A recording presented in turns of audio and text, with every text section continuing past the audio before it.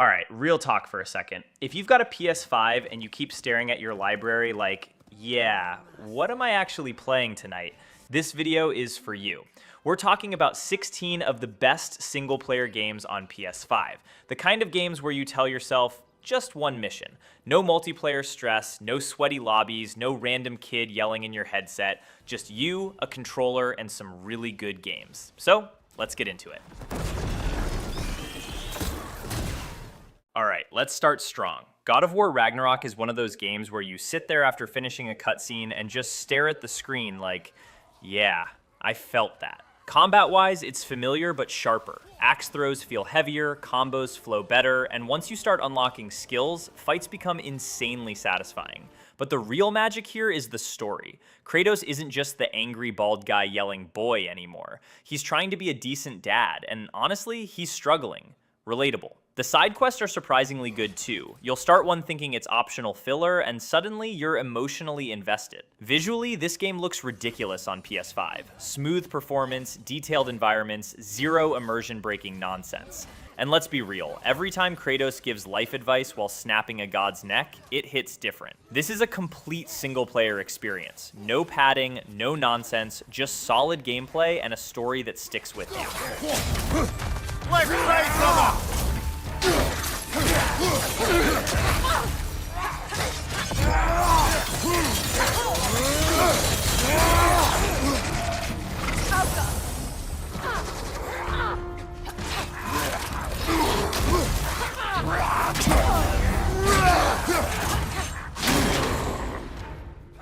Okay, Death Stranding 2.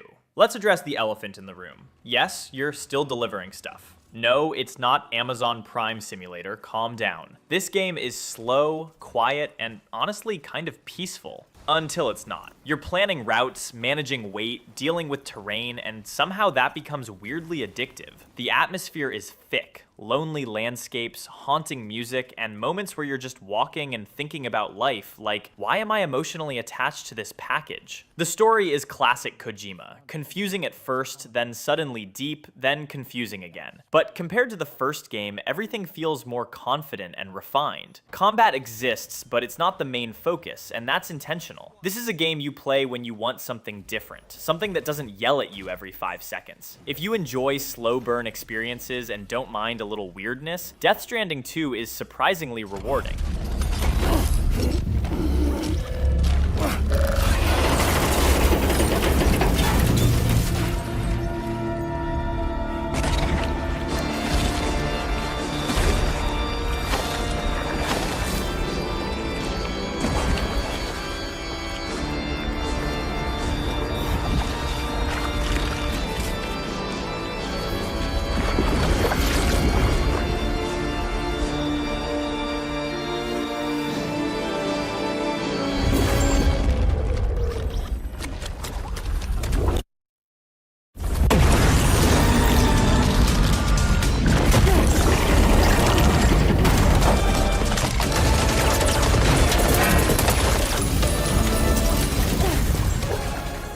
Spider-Man 2 is pure fun, and I don't even need to overthink this one. Swinging through the city still feels incredible, and somehow they made it even smoother.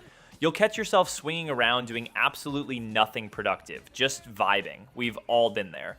Combat is fast, flashy, and super satisfying without being complicated. Switching between characters keeps things fresh, and the story actually balances emotional moments with classic superhero chaos really well. The villains are solid, the pacing doesn't drag, and the game knows when to move on instead of overstaying its welcome. On PS5, everything runs buttery smooth. Fast loading, clean visuals, no hiccups. This is the kind of game you boot up just for 20 minutes, and suddenly it's 2 a.m. If you want a polished, single-player experience that's just straight up enjoyable, Spider-Man 2 absolutely delivers. And don't let the bed bugs bite.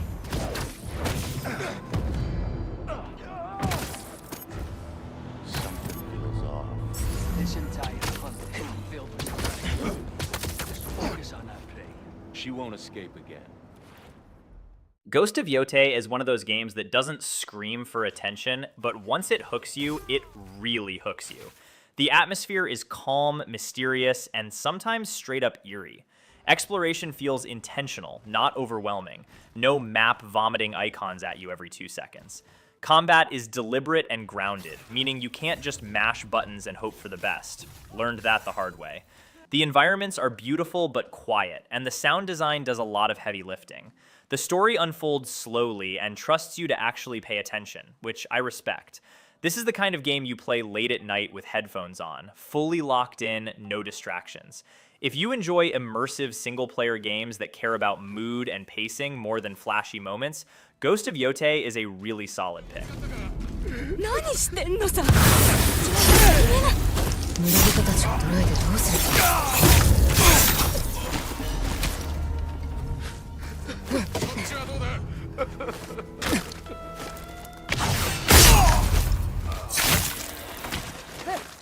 Horizon Forbidden West is massive, but thankfully not in a wasted space kind of way. The world is packed with variety, forests, deserts, underwater areas, and somehow it never gets boring.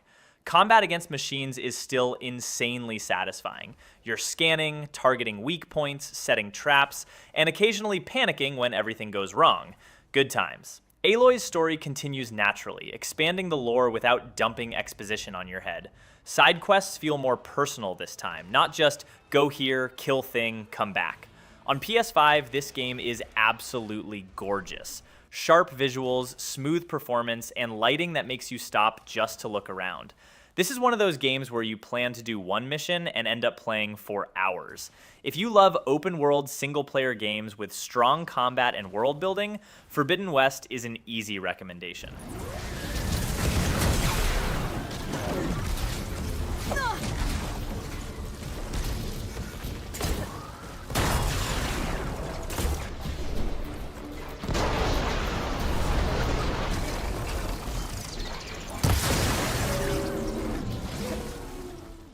Let's talk Hollow Knight Silksong, the sequel that finally came out and made so many of us scream at bosses and also quietly weep at the beauty of it all. Silksong took everything we loved about Hollow Knight and flipped the script. Faster movement, tougher encounters, more vertical maps, and a world that just feels alive. You play as Hornet, and honestly, controlling her feels a little like trying to ride a scooter while juggling. Precise, nimble, and terrifying when something big shows up. The combat is tight, the atmosphere is gorgeous, and it absolutely rewards patience and creativity rather than button mashing. On top of that, Silksong got some serious love at the Game Awards 2025. It snagged a nomination for Game of the Year among the big titles and won Best Action Adventure Game, standing tall against giants like Death Stranding 2 and others in the lineup. Despite all the hype around newer, story-heavy games, Silksong's success shows hardcore platformers and Metroidvania-style titles still have a huge place in our hearts. The soundtrack and art direction are worth pausing for too. Yes, it's punishing at times, but that's part of the fun. Whether you're dodging one more attack in a boss fight or just admiring the hand-drawn world, Silksong remains a standout PS5 single-player experience and a must-play for fans of challenging, rewarding games.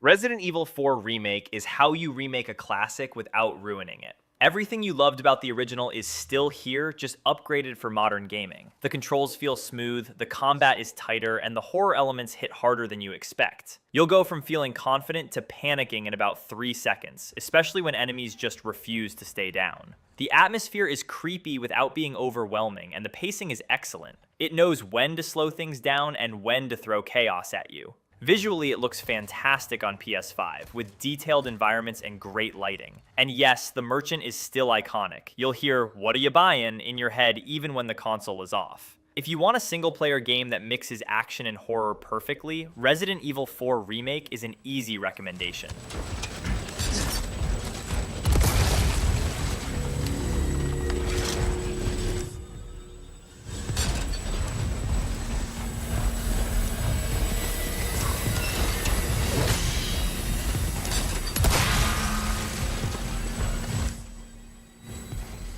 Black Myth Wukong is one of those games that immediately grabs your attention. First of all, it looks incredible. Like, pause the game and just stare levels of good.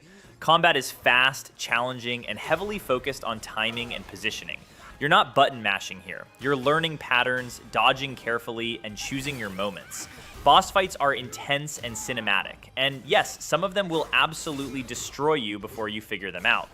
The game pulls inspiration from Chinese mythology, which gives it a fresh vibe compared to typical fantasy settings. The world feels mysterious and dangerous, and the tone stays serious without being boring. This is the kind of game where you feel genuinely accomplished after beating a tough enemy. If you enjoy skill-based single-player action games with a strong visual identity, Wukong is definitely worth your time.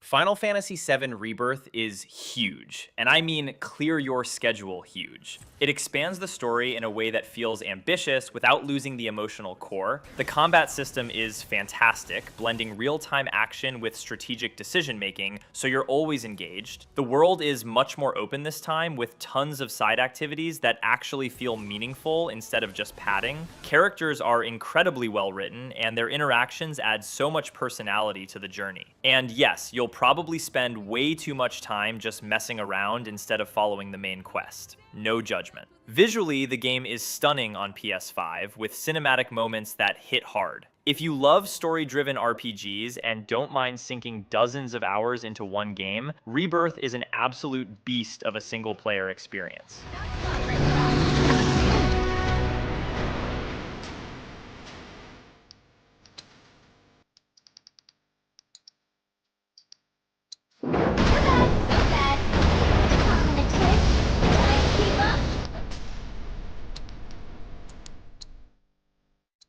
Now, Clair Obscur Expedition 33, this one's wild, and if you haven't heard about it yet, you're in for a treat. Expedition 33 came out of nowhere and absolutely dominated the Game Awards 2025, walking away with Game of the Year and a whopping 9 awards overall, smashing records for both nominations and wins. This French indie RPG isn't just flashy, its storytelling, art direction, and world design are so compelling that it beat out major sequels and blockbusters for the top prize. The narrative is deep and emotional without feeling pretentious. The world feels like you're wandering through a living painting, and the combat blends turn-based strategy with beautifully fluid motion. What's crazy is that this was a debut title from a smaller studio, and it absolutely finished first against huge competitors. That's not something you see every year. The soundtrack and artistic direction are often called award bait, and honestly, they delivered. Players and critics alike gush over the music and visuals, and the game's themes hit hard in all the right places. If you're into single-player games with heart, soul, and a narrative that sticks with you, Expedition 33 isn't just another RPG. It's the one everyone's talking about this year.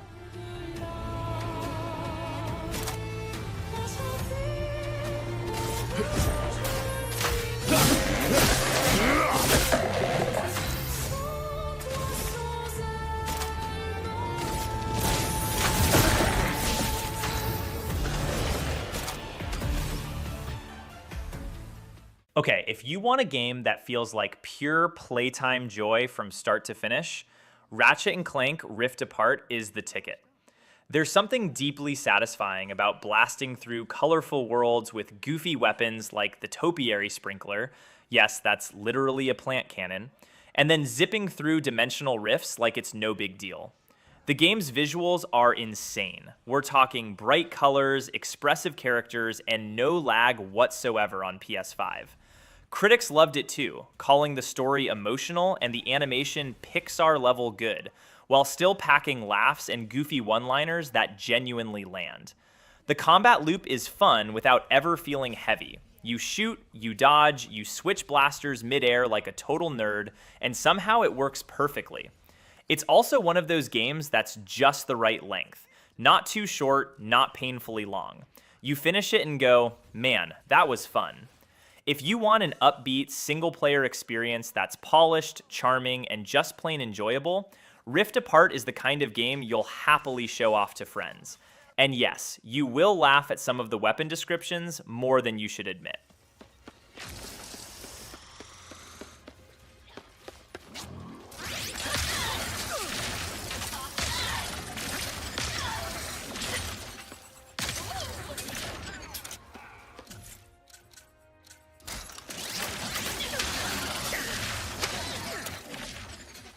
A Plague Tale Requiem is one of those games that quietly sneaks up on you emotionally. You're playing as Amicia and her little brother Hugo, and from the moment it starts, you're drawn into their bond and the grim world around them. It's not a hack and slash action game. It's more like stealth, tension, and narrative first, with some moments that legit make you hold your breath. The story walks this really great line between tense survival and heartbreaking character development. You'll be sneaking past soldiers and swarms of rats one second, and then get hit with a gut punch cutscene the next. There's real care in how the world is built. It feels lived in, it feels dangerous, but also strangely human. This isn't just about guts and grit. It's about two siblings doing their best in a nightmare world. If you're after a single-player game with a strong narrative, atmosphere, and a few surprising emotional moments, Requiem hits way harder than you'd expect from its rat-filled premise. Did you come to finish me? Shut up! We're taking you out of here! Ha!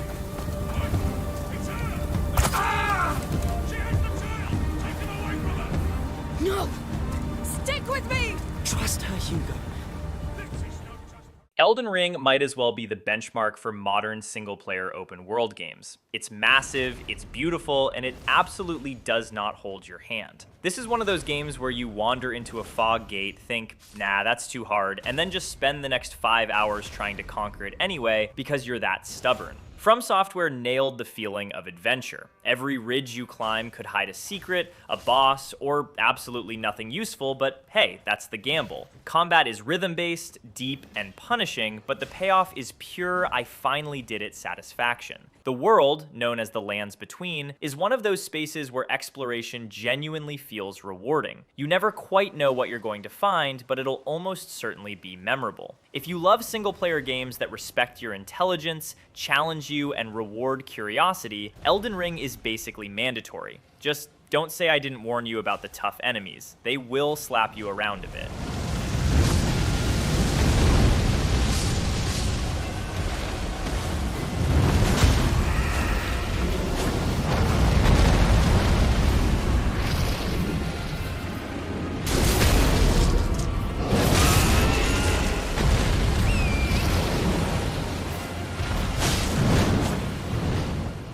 Baldur's Gate 3 is basically what happens when a video game takes your wildest D&D campaign and cranks it up to 11. It's huge, it's detailed, and it treats player choice like it actually matters, like really matters. Critics pretty much universally loved it, praising its depth, storytelling, and scope, with about 98% of reviewers recommending it. Whether you're chatting your way out of danger, sneaking, spellcasting, or turning a terrifying beetle into an accidental party member, yes, that's a thing, Baldur's Gate 3 constantly surprises you with possibilities. The story is deep, the characters are memorable, and there's this crazy sense that the world exists even when you're not looking. It's one of those games you can pour weeks into and still find new crazy stuff, and it never gets stale. If you're into RPGs that feel like your story rather than just a script you're reading through, this game is an absolute dream for solo players. The great braid of our friendship.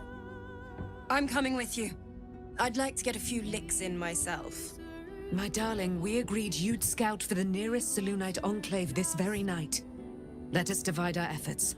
All the sooner to be reunited.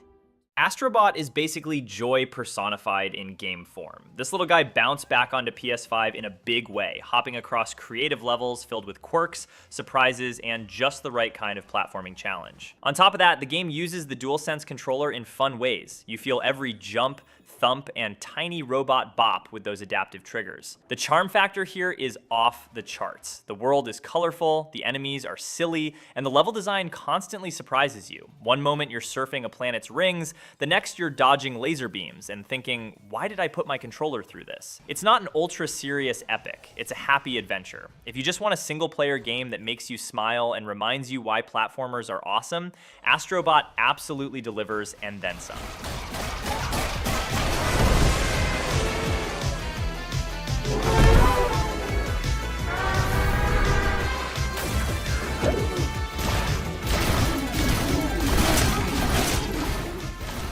Last but absolutely not least, Alan Wake 2.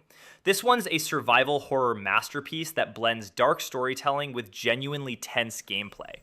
You play as both Alan and FBI agent Saga Anderson in intertwining narratives that feel like Twin Peaks met a nightmare you can't wake up from. The game mixes flashlight mechanics, limited ammo, and atmospheric tension to make every encounter feel real. That means you'll be creeping through shadows, clutching your controller like it's a flashlight in a haunted cabin, and yes, you'll jump more than once. The narrative is twisty and creative, folding in mystery, horror, and some surreal story beats that stick with you well after you've put the controller down. On PS5, it not only looks great, but also uses haptic feedback in ways that actually add to the tension. If you like single-player games that grip you by the throat and won't let go until the credits roll, Alan Wake 2 is an unforgettable experience.